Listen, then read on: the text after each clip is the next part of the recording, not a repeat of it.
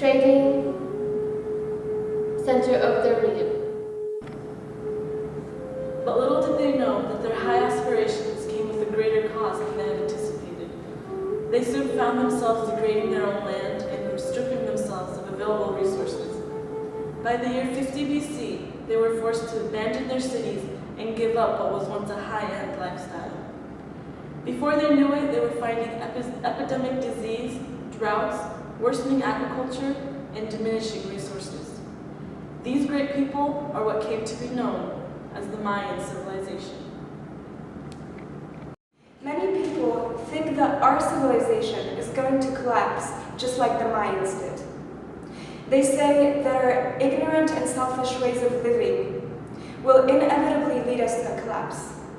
However, what these people are failing to realize is that we, unlike the Mayans, realize our wrongdoings and are striving towards a more sustainable future.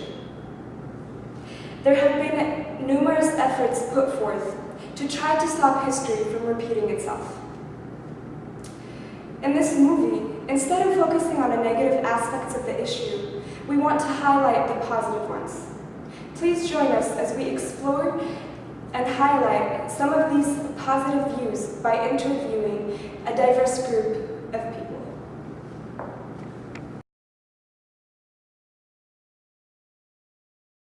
As an outreach specialist, my main focus is reaching out and educating the people on the campus, the faculty, the students, and the staff.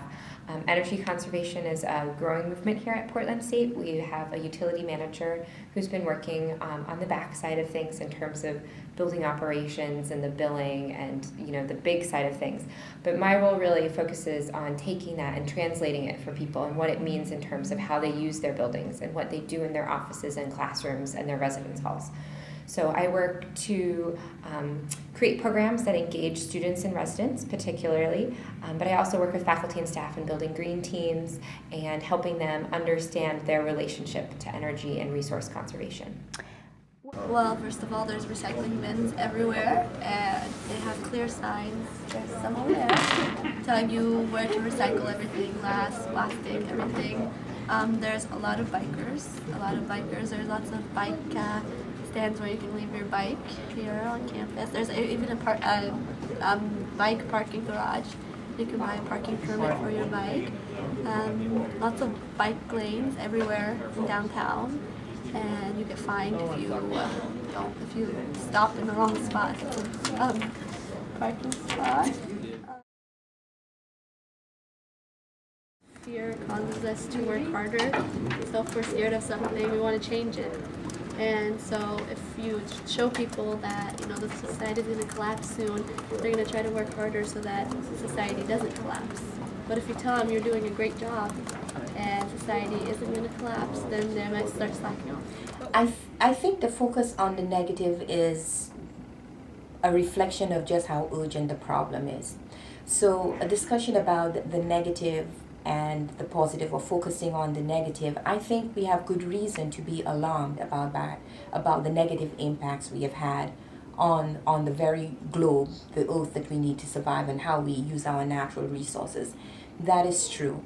At the same time, what we do know from a more psychological perspective, when human beings, irrespective of what society they're in or what their cultural background is, when they're overwhelmed by a problem and cannot see their way out of it, the tendency is to exactly that, become overwhelmed and give up.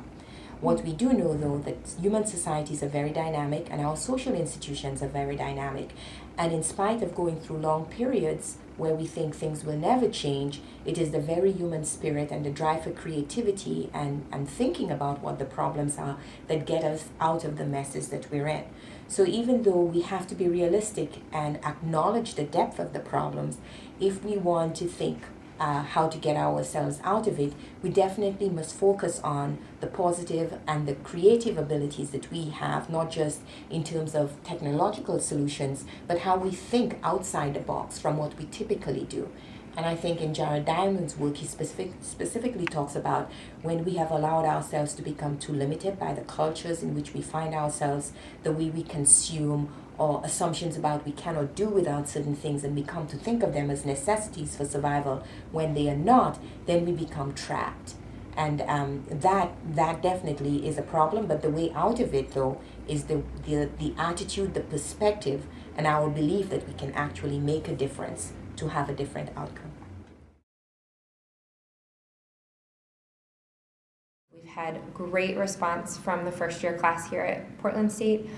We've got a group of 12 students that are amazingly gung-ho and volunteering and putting their time and energy into a new program that we've started. But we also have a lot of upperclassmen who are involved in our garden projects, our permaculture, the Earth Day celebration that will be happening in April is all student organized and run. So we definitely have a culture of awareness here at Portland State that maybe doesn't exist in other places. And as always, we'd love to see more people involved and conscious and participating, but we do have a lot of people who are aware and ready to help push for that change and make things better. I think what is the critical message or the critical comparison to do, Jared Diamond, in the work that he did, he actually was able to uncover evidence of what happened when societies fail to shift and fail to evolve as circumstances changed.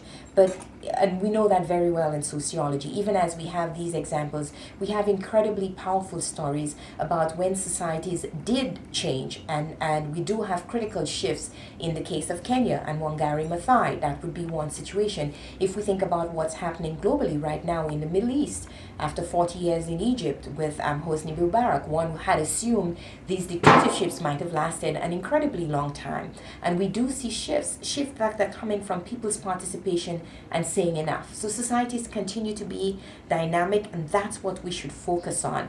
We think about how slavery and colonialism have changed, when people living in those times might have thought these were mechanisms and institutions that would never change, and we have seen the change. So as much as we can find examples of societies that have been in decline and have disappeared because they failed to evolve, we can also be hopeful because we have other societies where people have undertaken the responsibility of making the shift. And one should not assume that it's an easy thing to do or it happens frequently. But the point to remember is that it is through people's involvement, engagement, that we actually change how we understand our society and the environment in which we live to bring about change. And that's what we need to focus on.